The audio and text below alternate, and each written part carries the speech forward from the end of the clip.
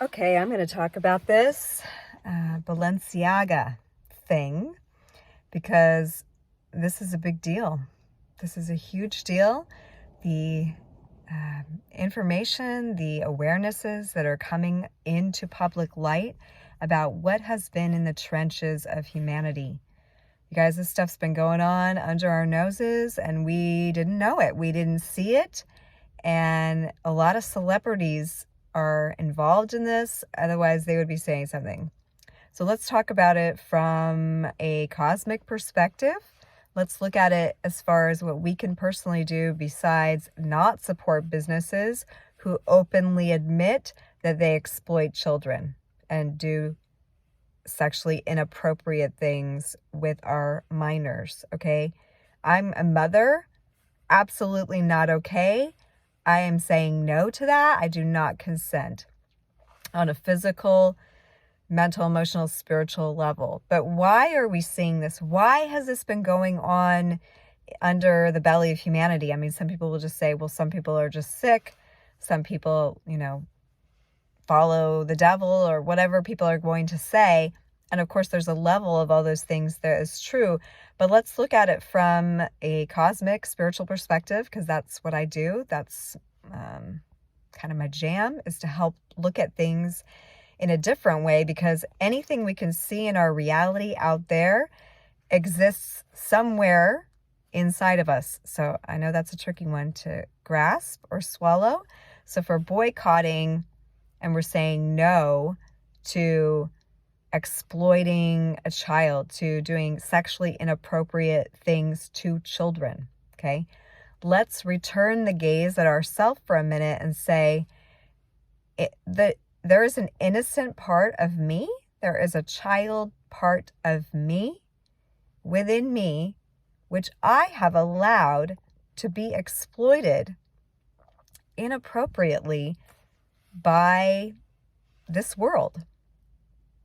I have allowed my innocent child self nature to be treated wrongly, to be used not for the highest good. Okay, so we can all look in ourselves and find where that's true for us.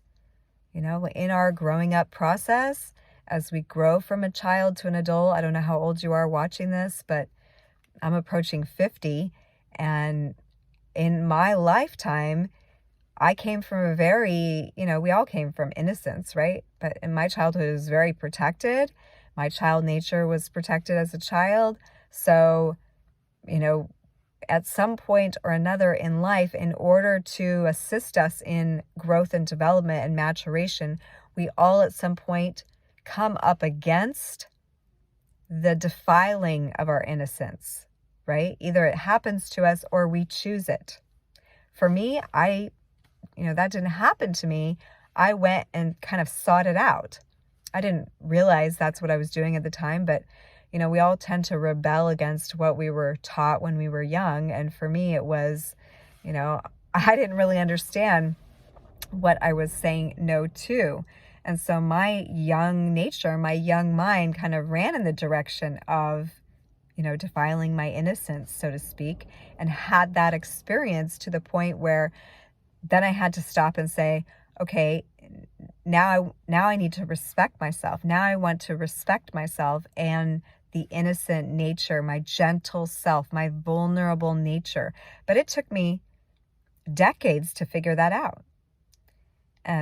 To the point where I now honor that part of myself, and I can look back and see what the benefit of dishonoring, disrespecting, allowing myself to be exploited, my sexuality to be exploited in one way or another by people or events that I participated in. And I'll admit, those are things that taught me how to respect myself.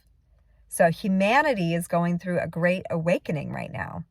Humanity is awakening to the base truths about existence, which is the fall. You could say we fell from a divine consciousness where we were at one with the universe and with God, and we fell to experience a human existence. So falling also means we went down dimensionally. We went down into higher density. We have less awareness of the bigger picture and more actual physical density in our body. So we went into greater density to experience all that it is to be human, to ascend again, which in my perspective, that means awaken back to our spiritual beingness, our God self, but spiritualize this form. So take the body with us, ascend the body, bring the body into a spiritualized state. Some would call that changing from a carbon base to a crystalline structure. Some would call that the ascension or the rapture or a resurrection in the flesh, a death without dying, a lifting up of oneself, a transcendence, a transfiguration. All of these things can be used to describe what happens in spiritual maturation when our life force energy reawakens and we come back into, face to face with the truth of who we are, which is our spiritual nature. And in order to really accept and be able to, if you will, stand in the presence of God, bathe in the light of love with full self-acceptance, we have to look back at all the things we've done and experienced and choose to accept ourselves 100%, no matter what's happened to us. Like if I look back at my life and I judged myself harshly and I felt guilt and shame and remorse for the things that I had to experience in order to get to here, then I wouldn't get to here because I would be wallowing in misery of myself. Okay. That's called a dark night. We all go through that in our process, but eventually we have to recapitulate. We have to do soul retrieval work. We have to look back and retrieve lost parts of ourselves, parts that we've shunned and put away. We have to bring those into the light as well. And that's called shadow work. But right now in the world, we experienced a great awakening the moment COVID happened. As soon as we began that whole journey, then we've been awakening more and more to the truth of who we are. So when that happens in the physical body, you go through the chakras, you purify the lenses that you're looking at reality through, and same with the collective. The collective has to spew out all the subconscious garbage, subconscious also meaning anything that's been kept hidden or under the surface, and for re-examination and for justice to be served, if you will, a harmony to be brought back. Okay, so we can say maybe we were blind to it before, but now we see. Okay, maybe we let this go on before because we weren't aware of it. We were ignorant to this awareness. But now that we see what's going on, well, we need to decide this isn't how things need to happen in this reality. In fact, we need to protect the innocent. We need to honor the vulnerable nature. We need to protect and make sacred again the innocence of humanity, which is represented by our children and our babies. That's external. It's our babies and our children. Internal, that's our innocent nature. That's our child self. That's our vulnerable, tender spirit that we need to make sacred again. We need to honor that part of ourself again. Otherwise, when we dishonor that part of ourself, we don't give it voice. We don't listen to our true needs. We don't honor what our heart is really telling us. And we're allowing people to treat us ways that don't feel good.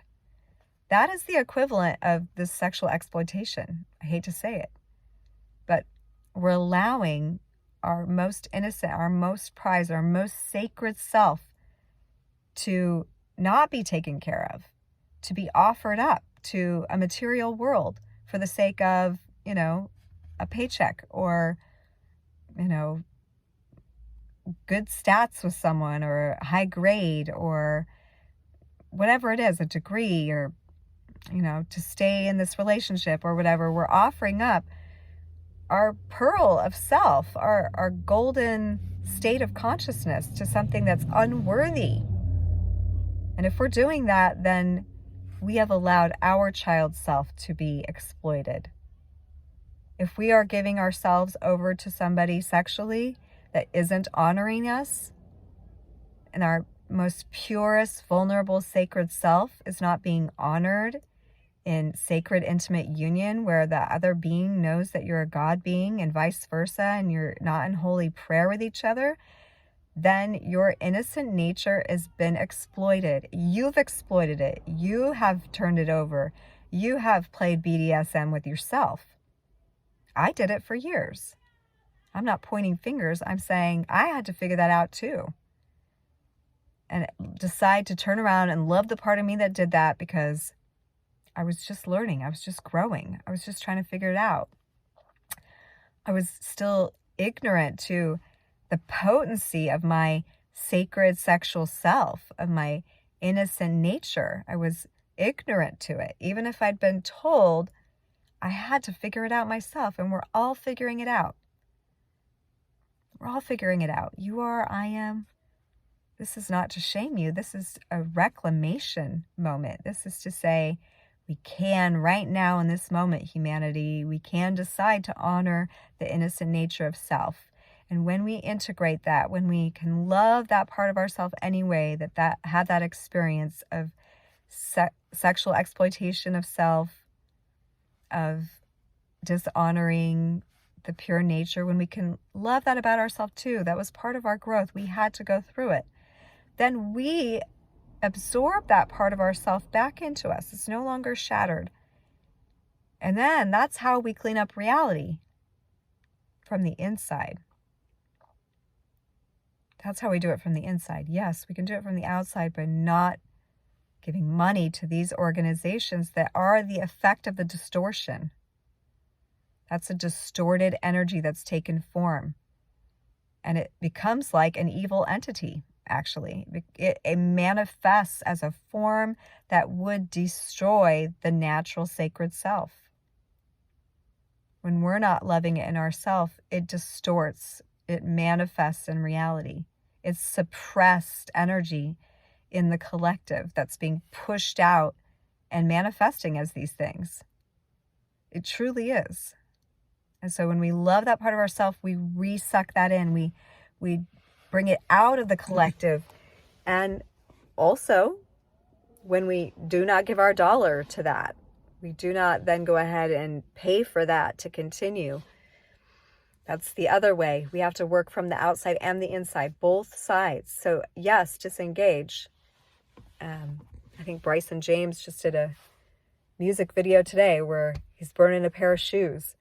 So it's like protesting, not putting your funds and energy into the parts of reality which are manifestations of the distortion that we don't want to live with anymore. We want to be aware. We want to be awakened to the truth of ourself and honor the holy nature in ourself that is sacred, that we are children of the Most High.